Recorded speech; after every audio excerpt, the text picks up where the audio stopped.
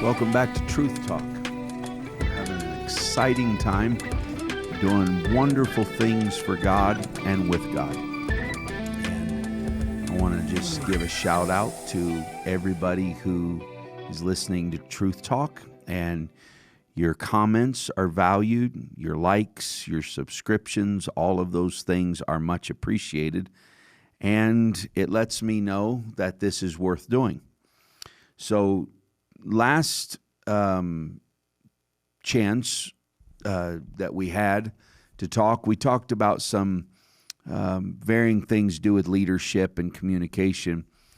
And I made mention in another podcast, and I don't know if these are playing in chronological order or not on this part, but I made mention that I'm not the critique of Pentecost, and I don't count myself, to be the guru of it. But one of the things that I feel like Pentecost, so many things they do well, but one of the things they do not do well is conflict resolution and having crucial conversations. And so the last time that I did a podcast, I talked about the book, Crucial Conversations. This time I want to touch on some key points within conversations. And a lot of times when people talk about crucial conversations, they think about using the right words, the right body language, saying the right stuff, avoiding saying the wrong stuff, all that. But in every crucial conversation requires one to be a good listener. And we've all encountered that situation where someone is talking to us and we're really not listening. And we're even sometimes, if we're serious about the person we're talking to, if we stop listening, we'll kind of think in our mind of what do I say next, or how we're going to respond to what they're saying. But one of the challenges of any communicator, leader, parent, is to be a good listener. And so being a good listener is so important because it shows not only that you're interested in the subject, that's one of the main factors, but more importantly, it shows that you respect the person that is talking to you. And it helps us to learn more. And it also helps us to learn other perspectives. So even if I disagree with somebody, what they're saying, I'm interestingly listening to them. And I don't want to use the word analyzing, right? But in a way, I guess that is what I'm doing. I'm not just listening, to them. I'm analyzing their perspective. Why do people think this way? Or that's not my bent, or that's not my thing. Why is it their thing? Why is this a real deal? What does this say about them? What does it say about their makeup? And what does it say about their upbringing? So there's so much to learn, even from people you fundamentally disagree with. And so it's really a key communication skill that can make a huge difference in your relationships, your work, and just everything else. And so good listeners are patient. They're not jumping in. They're not butting in. They're letting the other person talk, kind of long-form conversation. Go ahead. We have time. I have interest, and I have respect in you, and I have interest in what you're saying. And so we have time. Go ahead, unpack what you're saying, talk about it. So you set aside for a moment your own biases, because when you go into a crucial conversation, you should have already thought out in a pretty systemic way. What am I going to say? What's the objective of this conversation? What do I not want to say? And what is the landmines here that I got to watch for? So you've kind of already done your work because you're coming and presenting your side or your view or your dilemma.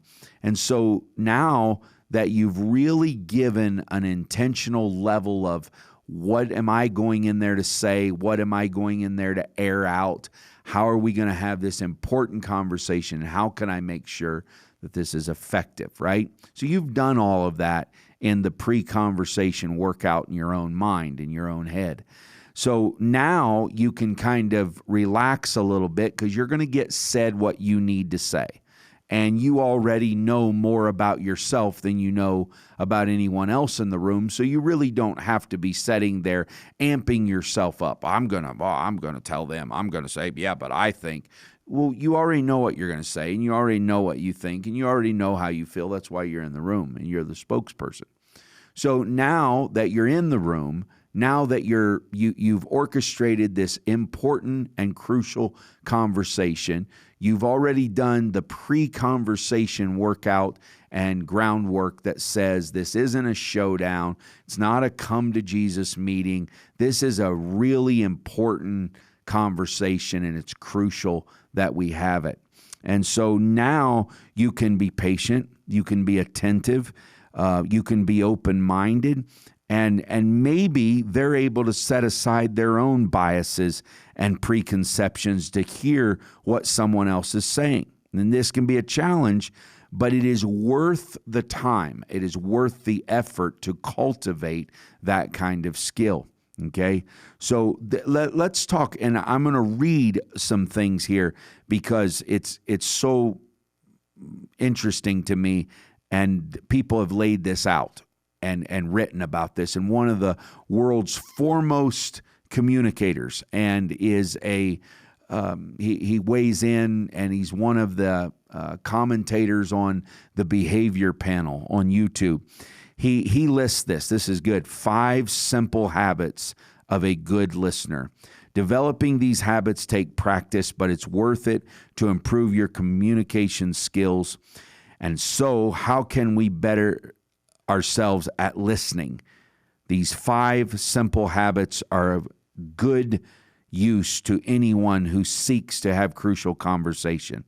Number 1, put away distractions. Don't look at your watch. I'll tell you what, let's do. Before I unpack all these and talk about them, let's just go through the list real quick. Put away distractions, number 1. Number 2, make eye contact. Number 3, listen without judging. Number 4, ask questions. Number 5, repeat back what you've heard. Be subtle about this, but say it back to them to see if they agree or disagree with what your takeaway is. Okay, so let's talk about put away distractions. One of the worst things that you can do while you're having a crucial conversation is to look at your phone or scan it. So a lot of people say, well, I have to look at my watch, or my clock is on my phone, or whatever. And I understand you have to keep track of time, and I am uber conscious of my time.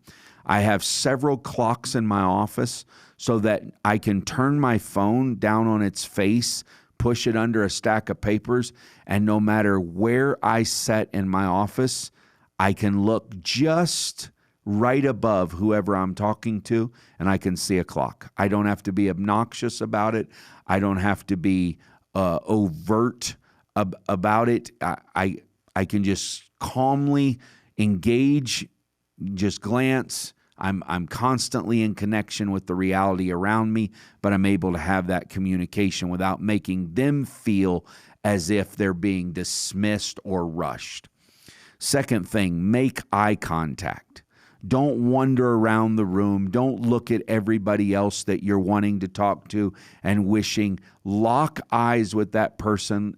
Get to their facial expressions and engage with them. Use all the muscles in your face, all those 30-something paper-thin muscles that create millions of little minute things to engage and communicate. You don't have to open your mouth to communicate. You can use your face to demonstrate, I'm hearing you, I'm interested in that.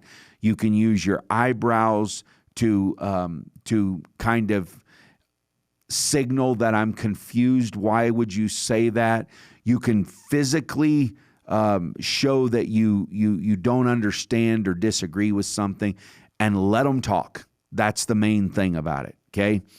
Listen without judging, okay? So listen to them from the point of trying to understand, even if I don't agree with someone, even if I'm not going to agree, because my core convictions or core set of principles disagree fundamentally with them. I'm not judging them for what they're saying at that point. I'm truly trying to hear them out, okay? I'm not trying to catch them. I'm not trying to get them in a trap. I'm not trying to catch them in a lie or catch them being disingenuous or whatever it is. I'm listening without judging. Now, the fourth and the fifth one is so important to me because they are really what keeps a conversation crucial. I know a lot of people that start crucial conversations critically. And then by the time that they end up, they've ran on so many rabbit trails, they've got so far away from the subject and the content germane that they don't even know what they're talking about, right? So one of the key giftings that a good listener and communicator has is to ask follow-up questions that will direct the conversation in the same spirit and flow, right? So if someone's talking about how you stepped on their shoes and man, it made them so mad, it was so disrespectful, I'm just making something up there, you wouldn't stop and say, yeah, but, someone else, ran into the car that I was driving the other day. It's like, what does that have to do with anything? You can ask them simple questions. I'm sorry that I stepped on your shoes. I didn't realize that I did it. Was your shoes nice? Were they gifted to you? Are they sentimental, or do you have value in them? How do you value them, rather? And is there anything I can do? Can I pay for a new shine or a scuff reduction, or can I have them fixed somehow, or can I fix what I've damaged? All of that is allowing the conversation to flow. Okay. You can ask questions about resolving the issue instead of pointing it out. Well, did you do this when I did that? Did you say, excuse you, or I didn't like the tone. You shoved me when I stepped back on your shoe, and I didn't really think about the shoe. I thought about the shove, right? So there's so many questions that you can ask that keep the conversation healthy and keep it on track. Now, here's another thing. People are stating their case, and especially with leaders, they don't feel like they get a word in edgewise a lot of times with us. And they don't feel like they get a chance to say their side. And if every time they get done talking, I counter with, well, one wise thing that someone told me is, they're like, okay, he's not even listening to me. He's just waiting to say the next quote he came up with, or talk about the next book that he read, or the next thing a preacher said to him, or, somebody had told him. So one of the ways that you can make them feel valued is to take what they're saying and represent it to them in a very concise package. And even if they say, yes, that's what I mean, it is going to win me a large amount of credit with them that I listened enough that instead of me jumping in talking about me again, I actually repeated back to them the kind of core value of what this conversation was about. So when you're doing that, it's so important to understand that. Now, when we're talking about, asking these questions, This communicates to the other person that you are fully listening to them and care about what they have to say. And questions can be used to keep it flowing. And if you feel like the conversation is starting to lull or die out, asking a question can help keep these things interesting. It can also help you learn more about the person you're talking to and their interests, and not just what they're saying. So someone says, yeah, but you went fishing and that's something that I really wanted to do, and you told me that we could do that together, and then you didn't invite me. I'm sorry. I just, in a fit of spontaneity one night, grabbed the poles and stuck them in the truck, and off we went, and that person was standing there. I didn't realize that a fishing trip is so meaningful to you. What makes it so meaningful to you? Did you do it as a child? Do you have fond memories of it? All of a sudden, I'm not saying, well, come on. It was late at night and they decided to do it on the spur of a moment. It wasn't. I'm not arguing with them anymore. I'm learning about them. I'm learning about their interest, the sentimentality attached to it. I'm learning about their upbringing. And just my willingness to talk to them about them will gain you a great deal of credit with them. So here's the other thing. Leaders normally aren't known for what they get up and say in front of thousands of people or hundreds of people.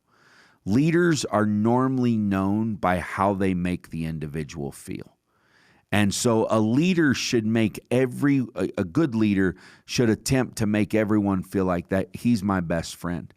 And the way you do that is by being a skilled and gifted communicator that boxes everything else off. And while I'm standing in a crowd of hundreds of people, you're locked in on that one person, and they're telling you what hurt them and what they're grieving about, a lost loved one or whatever. And they feel in that moment like this man cares more about me than everyone else in this room. So it's important that you realize that distractions are communication as well. You're communicating, I'm bored with you. I'm uninterested in you. I don't have time for you. When you're listening to someone while looking at someone else, your body language is indicating that person you're talking to that I'm listening to you because I'm stuck listening to you, but that person is more important and I value them more than I value you, and so I'm going to make eye contact and wish that I was talking to them. Now, that's absurd to lay all that out in sentences. But that is exactly what is happening, okay? So you will make an incredible impression on people when you ask them questions, because people love to talk about themselves. People are quicker to talk about themselves. They talk longer about themselves than anyone else. And so one of the fastest ways to connect with people, if you're crowd shy and if you're an introvert, is ask them questions about their life. So what makes you like that? Man, it's so amazing that you can do that. And you will develop a skill set that can just talk to anybody about anything and actually enjoy it. And people are standing there going, he don't even like, to do that. How in the world does he stand there and talk to people and make them feel valued? Because I am interested. I hate basketball. I hate it. You have the ball, you're here on this end, and they make you run all the way over here till you lose all your breath, and then they're going to grab it and run back over here. And about the 7th or 8th time you've ran back and forth, you're like, we all just had the ball here, and we were all here, and then somebody threw it down here, and I don't enjoy it. But I know enough about people that I can stand there and talk to someone that loves to shoot hoop. And I can enjoy it. I'm not disingenuous. I'm not faking. I'm not plastic. It's being real. I'm not interested in basketball, but I am interested in the human I'm talking to. And I'm interested in what makes them tick. Okay? So it's very important that you ask people questions. The final one that he talked about is repeating back what you've heard. Okay? If you can adopt this habit to show yourself as a good listener, this will show the person that you're listening well and you understand what they're saying. Now, a lot of people think that unabrasive conversation is you're capitulating to them. You're acquiescing and agreeing to them. They're getting their way. And that's not true. A lot of people actually, when they come talk to a leader, they actually don't care what you decide as a leader.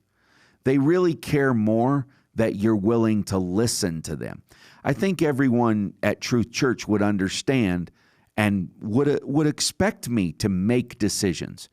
And I love it here. And this is an easy church to pastor, and it's just brilliantly fun. And I'm keen to do it the rest of my life, okay? But here's the deal.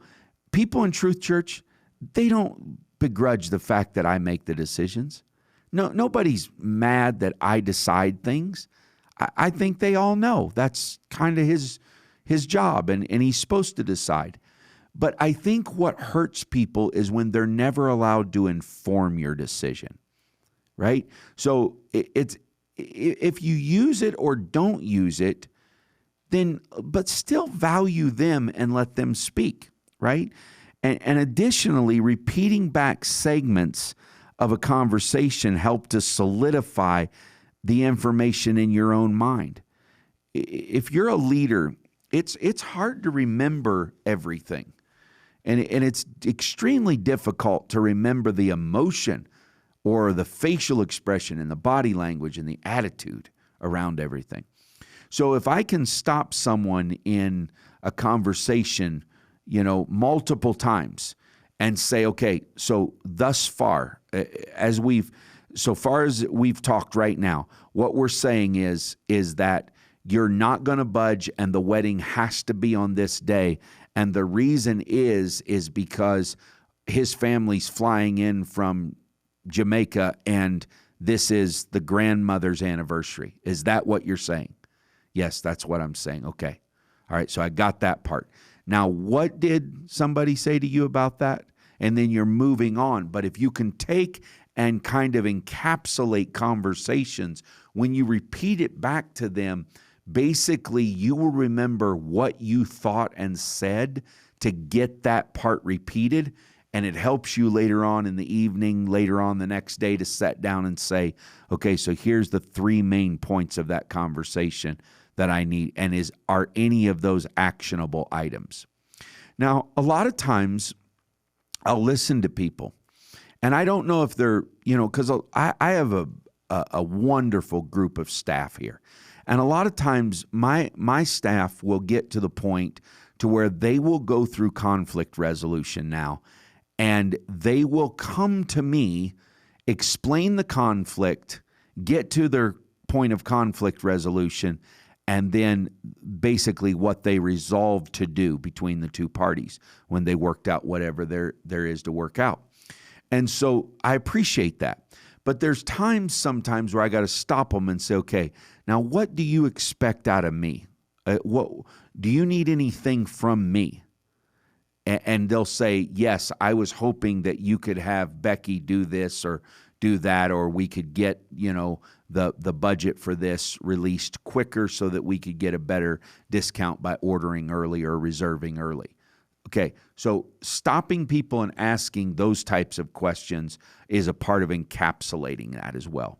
And then if they tell you what they need out of you, let them go on. Be subtle about it. Don't say, oh, okay, so you want me to tell Becky, don't be sarcastic about it, right?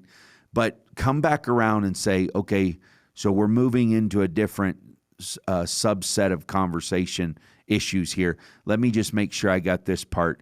The conflict was this. You guys both got together, resolved it well. There's no negative and toxic aftermath of it. Am I right? Yes, that's right. And what you need me to get to Becky and say that this is why the wedding is on this day and this is why I need to change the schedule to do that. Is that what you're saying? Yes. Okay. sorry to do that, but now let's move on. What it does is not only does it help me remember what they're saying, but it helps them not backtrack and say the same thing over 3 times. Because what you'll notice in conversation is if they don't feel like you're getting it, if they don't feel like you are understanding it, they'll lay their case out and then they'll go back and repeat their case. So anytime you can listen well, you're actually also being a good time manager because you're saving them from having to go back and rehash what you never commented on. So to let a long-running monologue happen without a good, healthy pause that says, now, wait a minute, let me make sure I'm understanding this right. You said to this person, yep, okay, and you don't need anything from me. It's already fixed. Yes, sir. Okay, all right, let's move on.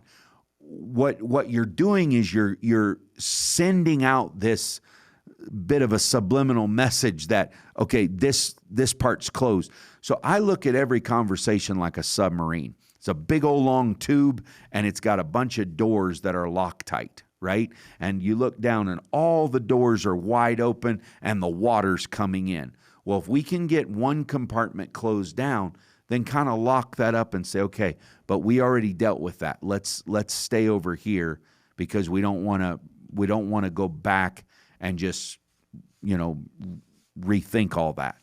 You've got enough to worry about. Let's stay in this area. So that's one of the things that it does. It keeps it flowing. And if you habitually do this, it will become part of your second nature, and it will come naturally in any conversation you have. So whether you're trying to build rapport with somebody or you're trying to build a connection with new clients or showing your boss that you're engaged in a meeting, this kind of stuff can help you. If you're teaching a Bible study, if you're a preacher or you're a leader in the church and you're trying to work with your team, this is all very important, and we need to learn how to have crucial conversations. And I can't exaggerate the benefit of being a good listener in those conversations. So by following some things we've talked about in this, you become a better listener and improve your relationships with others. And so I would say just work on some of these things, and in the next time that emotions are high and you're having one of those hard to have or hard to handle conversations, just think about the conversation as a long submarine, and as you move through it, lock down those Loctite doors and say, no, we got this part resolved, and this is, boy, I felt good about this. Did you feel good about this part? Yeah, I did. Okay. Then let's still work on this, because here's where I'm really confused. You did a good job of articulating this first part for me, and I think we got a good resolution and we got a good closure on that. Now, I need your help to explain to me this, because I don't understand why. Well, man, they're just going to launch right into that part of the conversation that you need them to be in.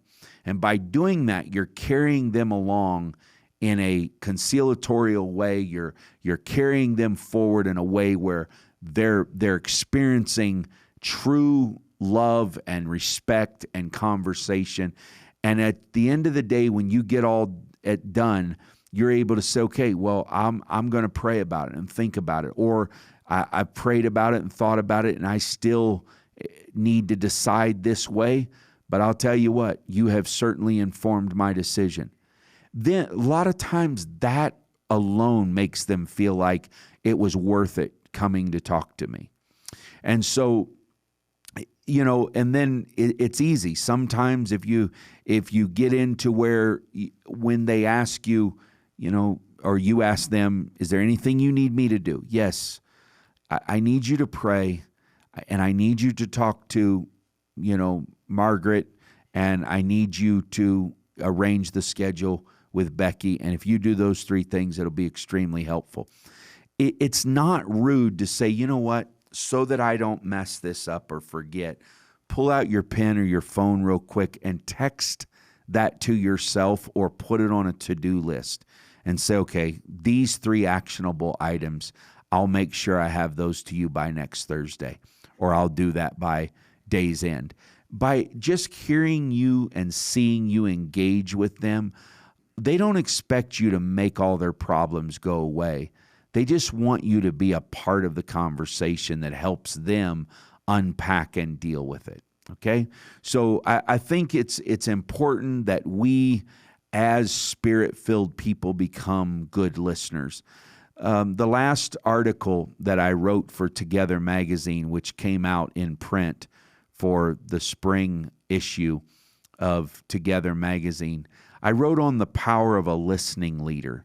It's a biblical principle, and I think we focus on the Holy Ghost will make you speak in tongues, and the Holy Ghost will make you prophesy, and the Holy Ghost will make you be a witness, and the Holy Ghost will make you testify, and it does all of that. But there is a component of the Holy Ghost that will make us listen too. And so I think we need to cultivate the gift of the Spirit of God so that we can be better and more effective listeners, thus having better and more effective relationships.